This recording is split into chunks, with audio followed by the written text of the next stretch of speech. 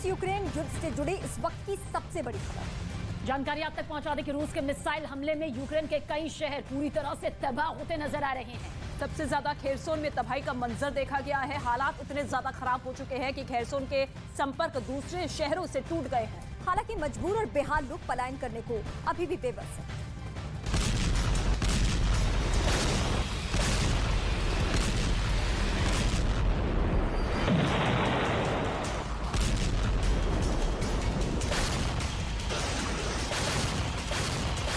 ये बहुत ही कम निवेश पर पैकर्स एंड मूवर्स बिजनेस शुरू करके महीने का 5 लाख कमाते हैं। इनसे सीखना है तो फ्रीडम ऐप को अभी डाउनलोड कीजिए।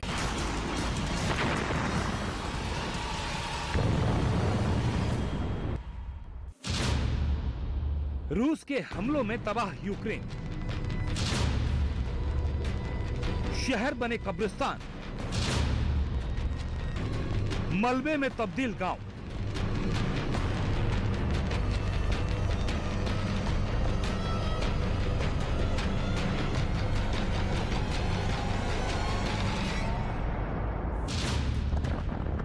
बीते 9 महीने से जारी अंतहीन युद्ध में किसकी जीत होगी, किसको हार मिलेगी, ये समय तय करेगा। लेकिन अब जो तस्वीर यूक्रेन से सामने आ रही है उसमें सिर्फ और सिर्फ बर्बादी ही बर्बादी दिखाई दे रही है। गांव के गांव उजड़ गए हैं, पूरे के पूरे शहर तबाह हो चुके हैं। ज्यादातर लोग अपने घरों को छोड़कर सुरक्षित ठिकाने खोज रहे हैं। खौफ का मंजर इस कदर है कि मौत उनके सिर पर हर वक्त मंडरा रही है।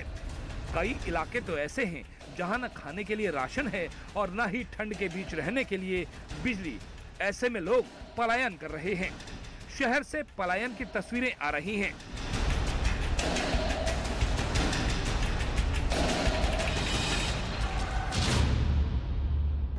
कई गुना ताकत से यूक्रेन परवार, हमले में न पुल बचे न पावर हाउस। पलायन की तस्वीरें आपको दिखाएंगे, उससे पहले आपको ये तस्वीर देखनी चाहिए। टूटा हुआ ये पुल एंटोनिवेस्की ब्रिज है, जो खेरसोन से यूक्रेन की निप्रो नदी पर मुख्य क्रॉसिंग पॉइंट था।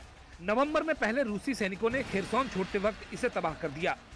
खेरसोन छोड़ते वक्त जब रूस की सेना ने इस पुल को तबाह किया तो दावा किया गया कि रूस की सेना ने पुल को इसलिए उड़ाया ताकि यूक्रेन की सेना उनका पीछा न कर सके। लेकिन रूस के मंसूबे उससे भी ज्यादा खतरनाक थे, जो अब यूक्रेन को समझ आ रहे हैं। दरअसल रूस ने पहले खेरसोन खाली किया और फिर अलग अलग शहरों में ताबड़तोड़ मिसाइल अटैक करके उसके पावर हाउस तबाह कर दिए। अब खेरसोन का लिंक दूसरे शहरों से टूट चुका है। ऐसे में खेरसोन में न तो खाने पीने की चीजें पहुंच रही हैं और न ही पावर हाउस को ठीक करने के लिए जरूरी मशीनें।